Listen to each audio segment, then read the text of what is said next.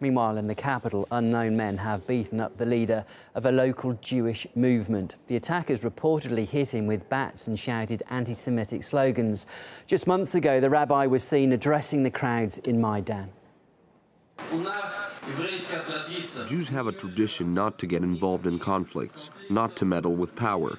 We must stand aside and pray for the ministers, for the government, and for peace within the country. But some Ukrainians seem to have ignored these calls for national unity as more and more Nazi graffiti appears on the walls in Ukrainian cities, and ultra-nationalists are given key government posts. Kiev's Jewish community feels they can no longer entrust their safety to the police. RT's Paula Sleer explains. The synagogue is empty. The rabbi is packing his office up. I don't want to leave.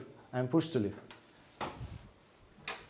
Because I want my children to feel safe.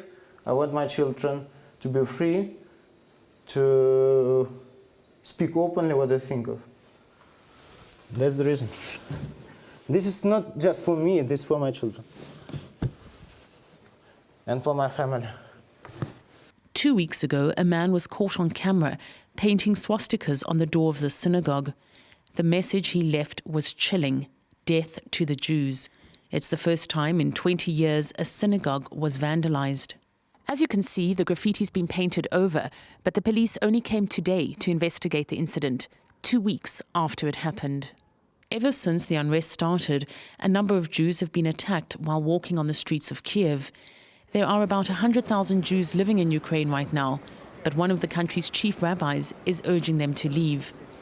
That's as members of the right-wing Svoboda party are now part of the interim government in Kiev. We felt that nobody will do anything wrong to us because we are protected under the law, Ukrainian law. Nowadays, there is no law. I mean, because everything is changing so fast, and I don't expect anybody would protect the Jews if anything happens. And so these Ukrainian Jews who do not want to leave are taking matters into their own hands. Self-defense training is being organized by former Israeli army elite forces and security personnel. I think you need to know how to defend yourself anywhere.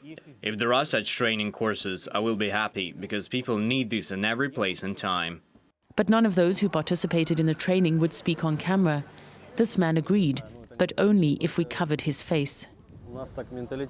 Everyone should learn how to defend themselves, given the situation that we have here. We know the Maidan movement is nationalist. Former Israeli soldiers who have experience, who know how to act in this kind of situation, are helping us to get ready.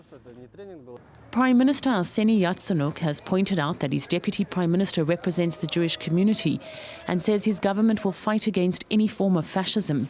But the people we spoke to don't sound optimistic. The Jews are always blamed in hard times, and now the time is not easy. But the risk of staying is just too high.